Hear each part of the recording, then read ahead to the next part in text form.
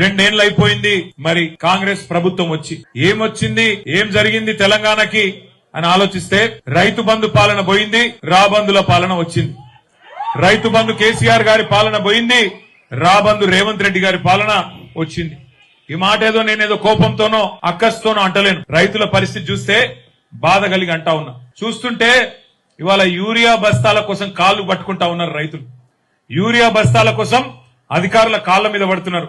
అన్నా దండం పెడతా, 2 యూరియా బస్తాలు ఇప్పి అని చెప్పి అగ్రికల్చర్ ఆఫీసరు అది కాళ్ళ కడబడి ఇలా బతిమలాడుకునే గోస రైతన్నలకు వచ్చింది.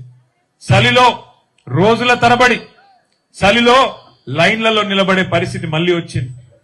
ఆనాటి రోజులు తెస్తాం మళ్ళా వస్తాయి, ఆనాటి రోజులు తెస్తాము అంటే ఏందో అనుకున్నాం. నిజంగానే ఆనాటి రోజులు వచ్చినాయి. మళ్లీ చెప్పులు లైన్లు కనబడుతున్నాయి, రాళ్లు లైన్లు కనబడుతున్నాయి, వాటి కింద ఆధార్ కార్డులు కనబడుతున్నాయి. యూరియా దుకాణాల ముంగట రైతులు బారులు తీరి లైన్లు కట్టి ఆఖరికి ఆకలైతుంటే కూడా తిప్పలు పడే పరిస్థితి మళ్ళా వచ్చింది. ఏమైంది? మా సోదరుడు అంటున్నాడు బస్తాలు లేవని. బస్తాలు లేవు కాదు, పరిపాలించేటోళ్ళ గుండెల్లో రైతుల పట్ల ప్రేమ లేదు. ఎందుకు వచ్చింది పరిస్థితి?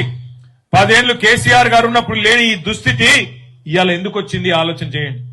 2014 మునుపు ఎరువుల కోసం లైన్లు, విత్తనాల కోసం లైన్లు, ఆఖరికి పోలీస్ స్టేషన్ల విత్తనాలు వంచిన రోజులు. కేసీఆర్ ఉన్నప్పుడు మళ్ళీ ఇవేం లేవు. మీరు ఒక ఆటో డ్రైవర్ కి చెప్తే పొలం కాడ వచ్చి 6 బస్తాలు కావాలంటే 6, 10 బస్తాలు కావాలంటే 10, అక్కడ ఆటో వాళ్ళు లేచిపోయేది.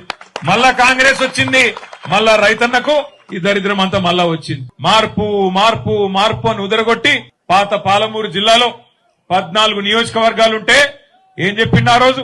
మీ పాలమూరు బిడ్డని గెలిపించండి, మీ పాలమూరు బిడ్డ ముఖ్యమంత్రి అయితే పాలుగారిపోతాయి పాలమూరు నిండా అని చెప్పి డైలాగులు కొట్టి ఈ రోజు అలవిగాని హామీలు, అడ్డగోలు హామీలు, నోటికొచ్చిన హామీలు, ఒక అర్రాస్ పాట వాడినట్టే.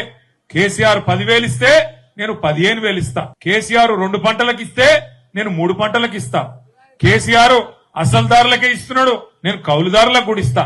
ఇన్ని కథలు చెప్పి రైతు కూలీలకు నెలకు 1000 ఇస్తా, ఆడపిల్లలకు తులం బంగారం ఇస్తా, ఇన్ని డైలాగులు కొట్టి ఇవాళ అధికారంలోకి వచ్చి కూర్చున్నారు.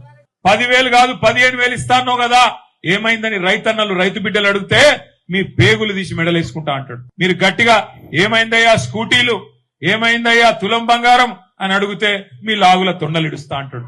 ఈ బూతు మాటలు తప్ప 2 ఏళ్ల చేసింది ఏమున్నది? ఆలోచించండి.